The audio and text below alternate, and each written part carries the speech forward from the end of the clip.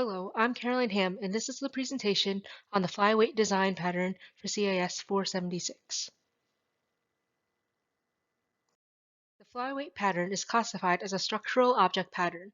This means that it is similar to the decorator and adapter object patterns that we have seen previously. It uses delegation rather than subclasses to break up and reassemble the structure of the program so it is more efficient. This quote from the Gang of Four textbook describes the intent of the flyweight pattern. We want to be able to use sharing to support large numbers of fine-grained objects efficiently. Fine-grained objects can be thought of as small objects. The problem with these objects is that you are creating so many of them that it starts to become a memory issue.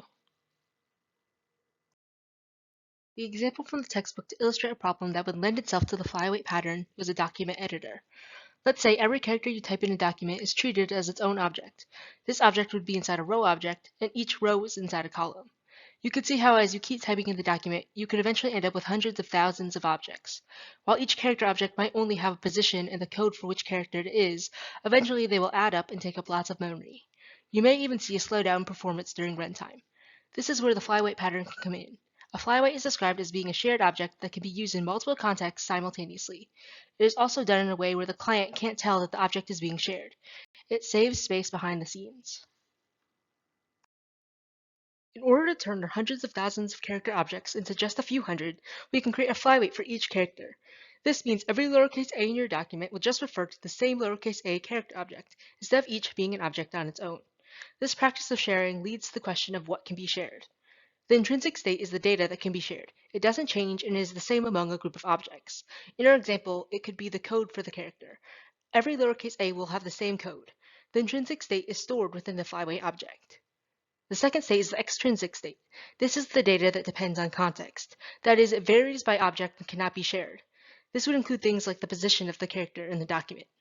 The extrinsic state might be stored or calculated, and is the client object's responsibility to provide the flyweight with the extrinsic state whenever it is needed. There are a few consequences of using the flyweight pattern. The first is actually a disadvantage. You may see a drop in performance when using flyweights because now your objects don't have all the information stored within them. They have to go look up the flyweight since it's being shared. Additionally, if you are calculating the extrinsic state, it will have to be computed whenever it is needed instead of being stored as part of the object. However, this runtime performance cost may be outweighed by the memory benefits. Since you are creating less objects, you are saving space. In fact, the more that are shareable, that is being part of the intrinsic state, the better because you can get rid of the multiple copies of that data and just add it as part of the flyweight. Further, it is even better if you can compute the extrinsic state because you won't have to store that either. Finally, there's a consequence if you combine flyweight with any hierarchical structures. Since flyweight objects are shared, you can't use them to point to parents. This affects how communication is done in the tree. The parent pointer ends up being part of the extrinsic state, and so it will be passed to the flyweight by the client. Before we get into the structure and an example of the flyweight pattern, I want to discuss some known uses. The first I already mentioned. A document editor called Doc was developed and utilizes this pattern to cut down the number of character objects that are created. By sharing the character code and formatting, it can turn 180,000 characters into just 480 objects. The second example has to do with graphical user interfaces. For each widget, which are elements such as buttons and scroll bars, and decorations, which are shadows and bevels, there's a layout object. This means that without the flyweight pattern, if you add a button, you are adding a button object and a layout object for that button. With the flyweight pattern, you can share the layout objects and avoid creating one for every element. This reduces the amount of space being taken up substantially. Finally, the flyweight pattern can be used for graphics rendering. This can especially be important in video games. If, for example, you are trying to render a forest in a game, for each tree, you need the model and the texture. These make up the intrinsic state. If you don't use a flyweight, you will be duplicating the same information for each tree. Using the flyweight pattern, you will be able to save space. Additionally, it can help render speeds because only one copy needs to be sent to the GPU. This is the general structure for the flyweight pattern. First, it has a client. This is the class that will be using the flyweights. It will have references to them and also will send the extrinsic state to them when needed.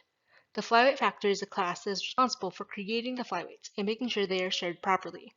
I found that this is similar to the factory method in singleton patterns. It uses a hash table of flyweights to make sure that you only have one version of each and will return it if it exists or create it then return it if it doesn't exist. The getFlyweight function will be passed a key. In this diagram, I made it a string, but it could also be an integer or a character. The function will return an object of the type abstract flyweight, which is sometimes just called flyweight. This class is an abstract class that is a generalization for the concrete flyweight and unshared concrete flyweight classes. This abstract class includes an abstract function that is passed the extrinsic state as a parameter and will have to be implemented by concrete flyweights and unshared concrete flyweights.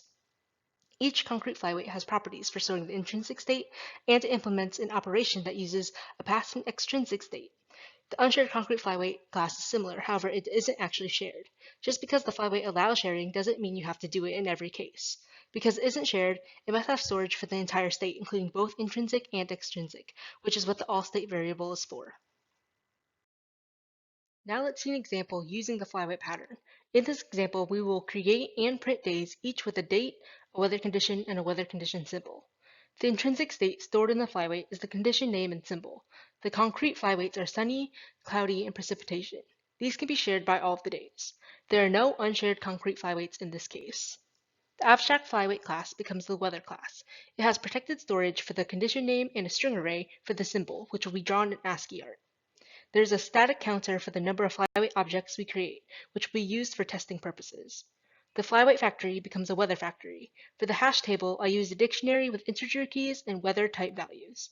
The getFlyweight function has an integer parameter for the key. In the diagram on the right, I have a day class written for testing this program without using the Flyweight pattern. It has the same kind of information, a date, a weather condition, and a symbol. It also has a static integer so we can count how many of those objects we create. I decided to write this program in C#. A link to a fully commented version of this program can be found in the description. These two screenshots of the Weather and WeatherFactory classes.